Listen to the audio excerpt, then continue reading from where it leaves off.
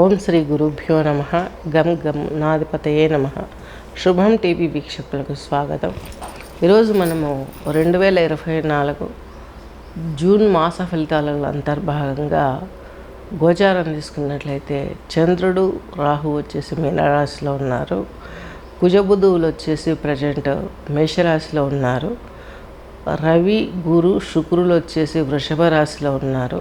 కేతు భగవానుడు వచ్చేసి కన్యా రాశిలో ఉన్నారు.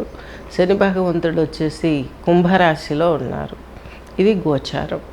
వీళ్ళు 1/6/2024 మేషంలోకి మనకు కుజుడు వస్తున్నాడు. మిథునం వీటి మీనరాశిని వదిలి ఈ యొక్క మేషరాశి సంచారం చేయనున్నారు జూన్ 1 తర్వాత ఈ యొక్క 12/6/2024 మిథున రాశిలోకి శుక్ర భగవానుడు వేయించేయనున్నారు. 15/6/24 రవి భగవంతుడు మిథున రాశి సంచారం చేయనున్నారు. 14/6/2024 మిథునంలోకి బుధుడు వచ్చేస్తున్నారు. అలాగే 29/6/24 కర్కాటకంలోకి బుధుడు విచ్చేస్తున్నారు. ఇది గోచారం. ఈ గోచారం అంతర్భాగాలు తెలుసుకున్నాం కదా. ఇప్పుడు ముందుగా ఈ యొక్క రాసులు ఇవన్నీ తీసుకున్నట్లయితే మనకి ఒక్కొక్కటి ఎందులో గోచారంలో 2 రకాలుగా కనిపిస్తూ ఉంటుంది.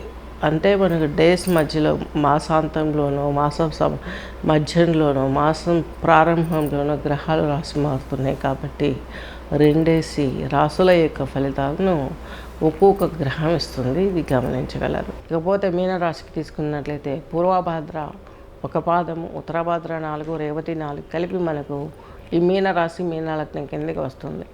మీ రాశాధిపతి దశమాధిపతి అయినటువంటి బృహస్పతి మీకు 3వ ఇంట్లో చాలా వ్యతిరేక ఫలితాలను కలగజేస్తాడు. ఈయన వల్ల మీకు మానసికంగాను కుంగిపోతారు. 3లో సిబ్లింగ్స్తో ప్రాబ్లమ్స్ వచ్చే అవకాశాలు ఉన్నాయి. మీకు జల ప్రదేశాలలో ఉద్యోగాలు చేసే వారికి వాళ్ళు టేక్ కేర్గా ఉండాలి. వాయు రంగాలలో పనిచేసే వారికి కొంత పరిస్థితులు సానుకూలంగా ఉన్నాయి. ఈ యొక్క ఏళ్ళనాటి శని ప్రభావం మూలంగా కొంత మీకు హై లెవెల్లో జాబ్స్ కోసం ప్రిపేర్ అయ్యే వారికి, రీసెర్చ్ ఓరియంట్ ఉన్న వారికి కొన్ని ప్రాబ్లమ్స్ వచ్చే అవకాశాలు ఉన్నాయి. బొగ్గు గనులు, అలాగే ఐరన్, ఇలా లోహాలు, పంచలోహాలకు సంబంధించినటువంటి వస్తువుల క్రయ విక్రయాలు నడిపే వారికి వీరందరికీ కూడాను కొంత ఇబ్బందులు ఫేస్ అయ్యే అవకాశాలు ఉన్నాయి.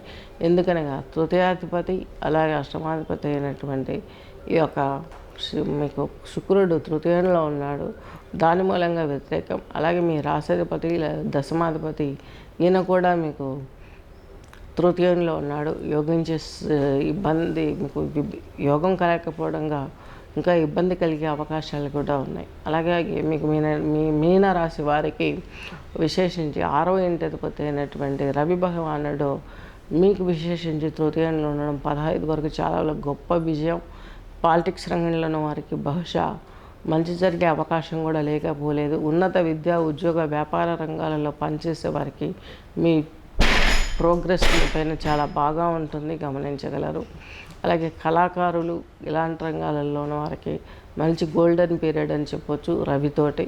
ఇకపోతే విశేషించి తీసుకున్నట్లయితే మీకంటూ కేతువు వచ్చేసి 7వ ఉన్నారు. జీవిత భాగస్వామికి, సొసైటీలో ఉన్న ఎల్డర్స్కి మీకు కొన్ని ఇబ్బందులు ఫేస్ చేసే అవకాశాలు ఉన్నాయి. మీ జీవిత భాగస్వామితో మీరు కొంత మాట పట్టింపు పెరిగే అవకాశం ఉంది. ప్రయాణాల్లో అలసట లభిస్తుంది. మీకు తృతీయంలో కుజుడు అని చెప్పుకున్నాము. ద్వితీయంలో కుజుడు పెద్దగా యోగించాడు.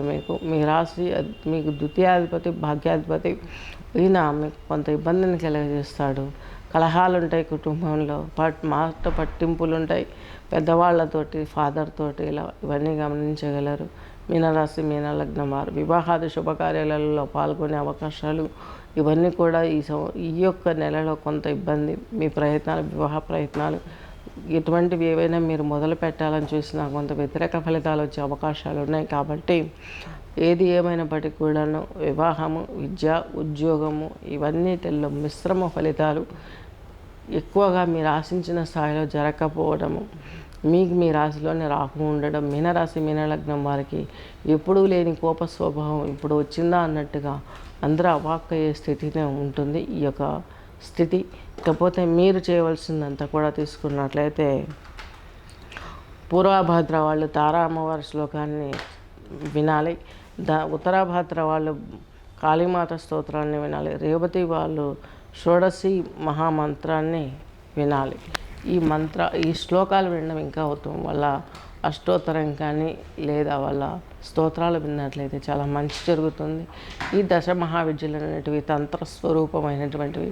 ఈ దశ మహావిద్యల్లో నైట్ టైం మిడ్ నైట్ హోమాలు తపాలు చేస్తూ మధ్యమాంశాలు పెట్టి ఎదుటి వాళ్ళ మీద ప్రయోగాలు చేసే వారికి కొంతవరకు పాజిటివ్ అనిపించిన చివరాంతానికి తీసుకుంటే వీళ్ళు ఉద్రేకంతో నైట్ టైం చేయటం మూలంగా ఎవరి గ్రహబలం తక్కువ ఉందో దైవబలం తక్కువ ఉందో అటువంటి వారిపైన ప్రభావం చూపించినప్పటికీ దేవతలు కాబట్టి వాళ్ళకు తెలుస్తుంది వీడు చెడు కోసం చేశారని.